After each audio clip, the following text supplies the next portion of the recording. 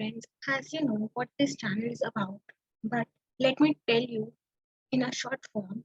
This channel is basically for chemistry students who are in school, who are in 11th or 12th standard or pursuing their BSc or MSc. So, each and every content you will find here, from basic to advanced level, the concept will be shared on this channel. Moreover, the PDF of each and everything that I will provide you as in video, they you can find them as in PDF. Also, I will mention the link in description box, so that it will be easy for you to access. Click on that link and yeah, you can download your PDFs. Basically, these PDFs are for your notes, right? You can use it. It will be helpful for you in your tests and exam as well. So, great. Okay, so let's start today's video. Today's video is about basic concepts. I am gonna to cover here. As this is my first video, so let me start it from basic concepts of chemistry. So basically, this is a PDF, and I will provide this link in the description box. You can access this PDF from there. Okay.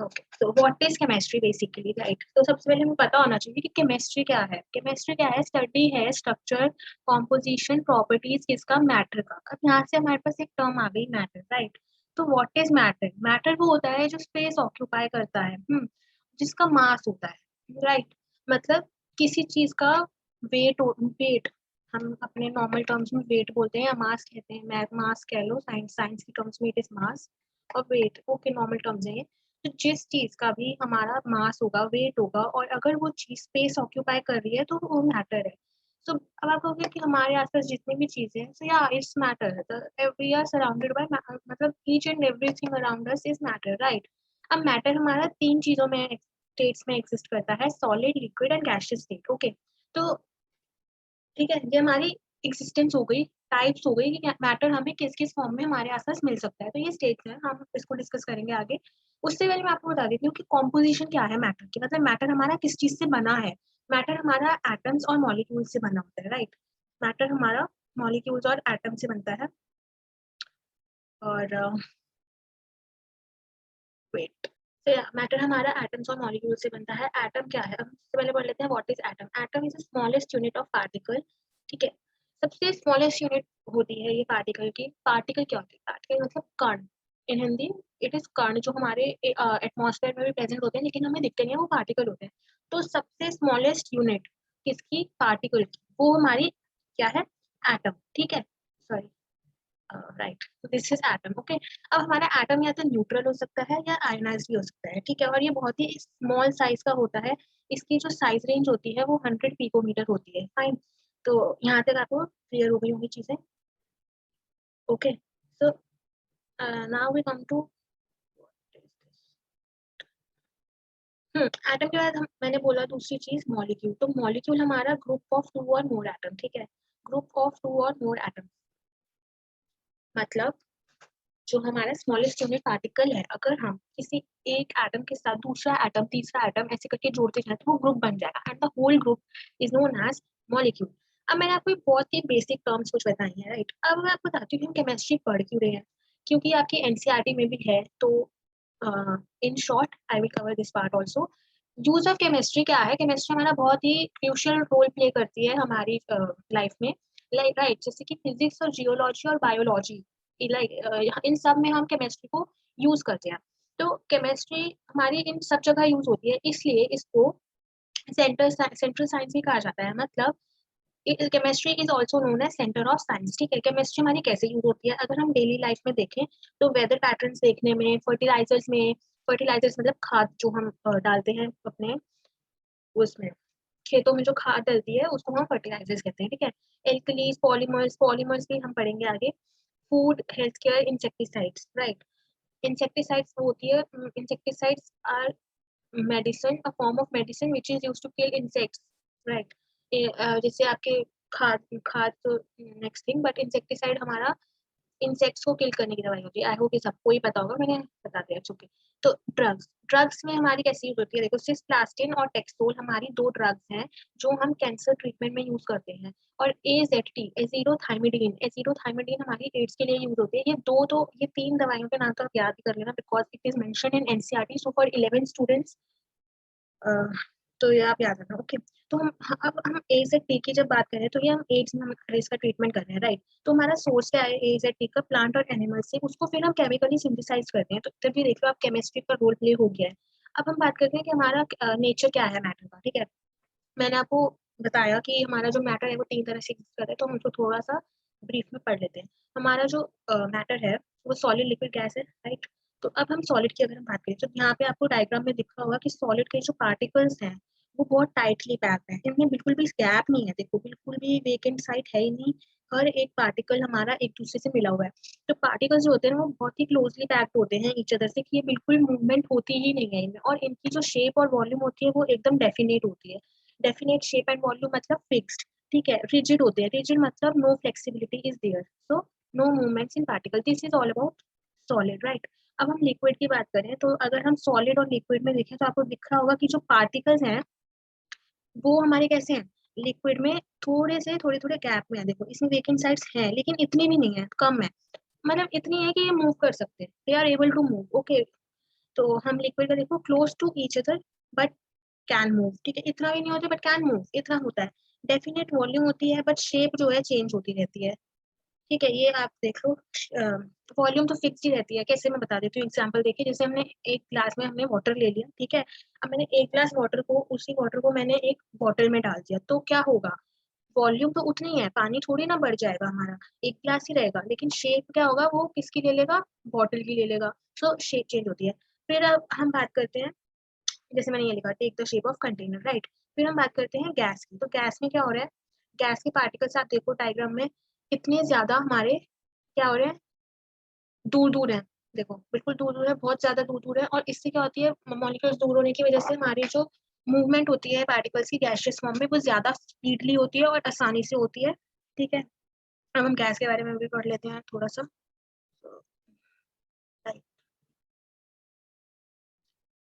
See, particles are far apart and can move easily. Volume और shape is not definite. Volume और shape इसकी कोई fix नहीं होती है, ये पूरे container में फैल जाती है और पूरे कंटेनर को ऑक्यूपाई कर लेती है, ठीक है?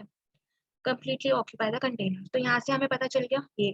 अब एक बहुत ही इंपॉर्टेंट बात है ये, ठीक है, जो मैं आपको बता देती हूँ यहाँ पे। बहुत ही इंपॉर्टेंट बात है कि प्रॉपर्टीज जो है हमने पढ़ी मैटर की, वो हमारी डिपेंड करेंगे कंडीशन पे। ये टेम्परेचर है, this is um, so I am sorry for this, but आप समझ जाना, temperature and pressure, right? So these three states जो होती है ना, ये इंटर कन्वर्टेबल होती है, क्योंकि हमारी जो प्रॉपर्टीज है मैटर की वो टेम्परेचर और प्रेशर पे डिपेंड करती है। अगर आपको 1 मार्क क्वेश्चन आ जाए, इसमें 1 मार्क क्वेश्चन आ जाए, तो आप इसमें बता देना, मतलब अगर वो आपसे पूछ सकते हैं कि हमारी जो तीन स्टेट्स हैं मैटर की वो इंटरकन्वर्टेबल क्यों होती हैं, so this is the answer कि जो प्रॉपर्टीज हैं मैटर की वो डिपेंड करती हैं कंडीशंस पे, that is pressure and temperature. ये डायग्राम है, इससे आपको इजी रहेगा समझने में, ठीक है? तो डायग्राम देख लेते हैं। डायग्राम में मैंने इंटरकन्वर्टेबल स्टेट्स ही बताई हैं, मेल्टिंग और देखो, इंटरकन्वर्टेबल मतलब हम लिक्विड को सॉलिड और सॉलिड को लिक्विड में and vice versa, all for valid for all these three matter like this कर सकते हैं चेंज, ठीक है? तो अगर हम लिक्विड से सॉलिड में जा रहे हैं तो हमारा क्या हो रहा है? लिक्विड से सॉलिड में हमारी फ्रीजिंग हो रही है, ठीक है? लिक्विड से सॉलिड में हमारी फ्रीजिंग हो रही है। और सॉलिड से जब हम लिक्विड में जा रहे हैं तो मेल्टिंग हो रही है। सेम इसमें भी हो रहा है। अगर हम गैस से लिक्विड में जा रहे हैं तो it is condensation, liquid to gas में जा रहे हैं तो इवेपोरेशन, और सॉलिड से गैस में आ रहे हैं तो sublimation, and this is gaseous from to solid is deposition. अब ये दो टर्म्स आती हैं, डिपोजिशन और सब्लिमेशन। देखो हम सबने बचपन से फ्रीजिंग मेल्टिंग ही सब पढ़ा होता है, but I think this is new term for some of people, deposition and sublimation. तो देख लेते हैं सब्लिमेशन क्या होता है। देखो ड्राई सब्लिमेशन प्रोसेस तो आपको पता चल गया कि क्या हो रहा है, हम सॉलिड से गैस में आ रहे हैं, राइट? लेकिन सब्लिमेशन एग्जांपल से मैं आपको समझा रही हूँ यहाँ पे क्या हो रहा है। हमने ड्राई आइस ली है, ड्राई आइस क्या होती है? कार्बन डाइऑक्साइड होती है, it is solid form of carbon dioxide which is dry ice. वो हमारी गैसेस में कन्वर्ट हो जाती है under specific conditions like atmospheric pressure and temperature.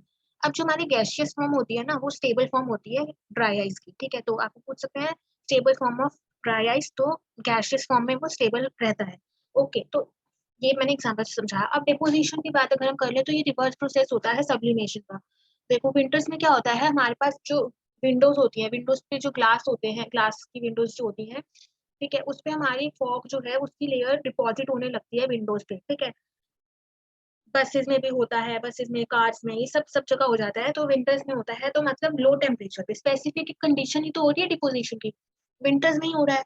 Fog हमारी डिपॉजिट हो जाती है। तो जो फॉग क्या है, fog is dry ice. Dry ice का मतलब कार्बन डाइऑक्साइड, ड्राई आइस जो है हमारी सॉलिड फॉर्म में कार्बन डाइऑक्साइड है, वही फॉग है। तो वो हमारी गैस अब हवा में वो है, ठीक है, हवा में मतलब एयर में होती है कार्बन डाइऑक्साइड प्रेजेंट। तो वो सबसे जब टेम्परेचर उसका कम हो जाता है एटमॉस्फेयर का, तो वो सॉलिड फॉर्म में बन के हमारी डिपॉजिट होना शुरू कर देती है किसमें, विंडोज पे, ग्लास पे, ठीक है। तो वो डिपोजिशन होता है। यहाँ से आपको समझ में आया, ये मैंने एक एग्जांपल दिया आपको डिपॉजिट वाला। अब हम बात कर लेते हैं, तो ये इतना ही था हमारा सॉलिड लिक्विड गैस का।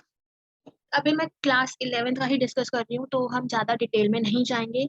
बाकी धीरे धीरे हम फर्दर एडवांस लेवल की तरफ मूव भी करेंगे। तो अब हम बात कर लेते हैं क्लासिफिकेशन ऑफ मैटर की। क्लासिफिकेशन मतलब मैटर हमारा दो चीजों में डिवाइडेड होता है, मिक्सचर और प्योर सब्सटेंस। मिक्सचर क्या है, एवरीवन नोज मिक्सचर क्या होता है। आसान भाषा में बोले तो दो सब्सटेंस को अगर हम मिक्स कर दें तो वो मिक्सचर बन जाता है, लेकिन वहाँ पे कोई रेशियो फिक्स नहीं होती, आप किसी भी रेशियो में मिक्स कर सकते हो, ठीक है। जैसे एग्जांपल हो गया शुगर इन वाटर और sand in water and much more. अब मिक्सचर भी हमारा दो पार्ट्स में डिवाइड है, होमोजेनियस एंड हेट्रोजेनियस। यहाँ पे आपको होमोजेनियस, होमो से ही पता चल रहा होगा, मतलब सेम, होमो मतलब एज लाइक सेम, इसका सिनोनियम होगा है, राइट। तो होमोजेनियस मिक्सचर हमारा कंप्लीटली सॉल्यूबल होता है एक दूसरे में, ठीक है, ये इनसॉल्यूबल नहीं होता। और कॉम्पोजिशन यूनिफॉर्म, यूनिफॉर्म मतलब एक समान कॉम्पोजिशन रहती है, राइट। एग्जाम्पल देखें तो same like salt in water and air. अब हेट्रोजीनियस मिक्सचर की अगर हम बात करते हैं, तो हेट्रोजीनियस मिक्सचर हमारा कंप्लीटली सॉल्यूबल नहीं होता और नॉन यूनिफॉर्म कॉम्पोजिशन होती है, मतलब एक समान कॉम्पोजिशन नहीं होती। ओके, एग्जाम्पल देखें तो pulses with some dirt and sand and water, right. With dirt like जैसे पल्सेस विथ सम डर्ट, जैसे पेबल्स आ जाते हैं, छोटे छोटे कंकड़ नहीं आ जाते दालों में, तो वही है। अब जो है देखो होमोजीनियस मिक्सचर तो सॉरी, होमोजीनियस मिक्सचर तो हमारे क्या हो गए, कंप्लीटली सॉल्यूबल हो गए, लेकिन हेट्रोजीनियस नहीं हो रहे हैं। तो हेट्रोजीनियस को हम सेपरेट आउट कर सकते हैं, मतलब they are easy to separate out, जैसे फिल्ट्रेशन से या फिर हैंड पिकिंग से भी कर सकते हैं, राइट। अब अगर ऐसे ही हम बात कर लेते हैं प्योर सब्सटेंस की, तो प्योर सब्सटेंस हमारी फिक्स कॉम्पोजिशन होती है, प्योर है, मतलब उसमें कोई मिलावट नहीं है, मिक्सिंग नहीं करी हुई है, तभी तो वो प्योर है। तो उसकी जो कॉम्पोजिशन है वो फिक्स्ड है, ठीक है। तो एग्जाम्पल देखो, कॉपर हो गया, जिंक हो गया, राइट। और ग्लूकोज मैंने यहाँ पे आपको कॉम्पोजिशन में एग्जांपल देके समझाया। जैसे ग्लूकोज है, ग्लूकोज का फॉर्मूला क्या होता है, C6H6O12, ठीक है। तो एक सेकंड,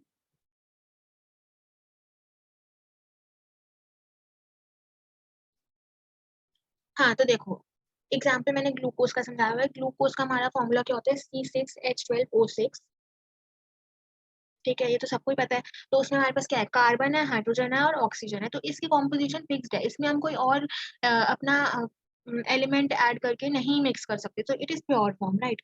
अब जो प्योर सब्सटेंस होते हैं उनको हम सेपरेट नहीं कर सकते सिंपल मेथड से, इनके लिए बहुत एडवांस केमिकल मेथड्स चाहिए हमें होते हैं, वो we will study in further chapter. तो अब हम एलिमेंट्स की बात कर लेते हैं। प्योर, अब ये एलिमेंट्स और प्योर एलिमेंट्स और कंपाउंड्स क्या है, प्योर सब्सटेंस का ही सब पार्ट्स होते हैं। एलिमेंट्स मतलब one type of particle, atom और मॉलिक्यूल, एक ही टाइप का, राइट।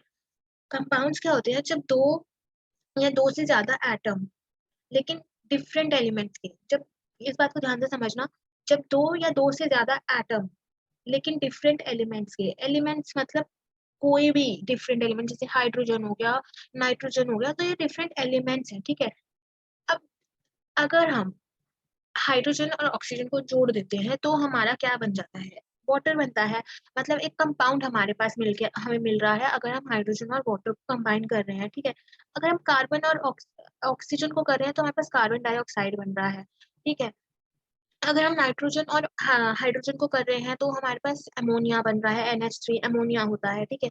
तो उसमें फिर वो मोल, थोड़े मोल्स कॉन्सेप्ट रखते हैं कि how much mole of hydrogen required to make ammonia, ये आगे की बात है, लेकिन मैंने आपको एग्जांपल दे दिया कि हमारे कंपाउंड्स क्या होते हैं, ठीक है?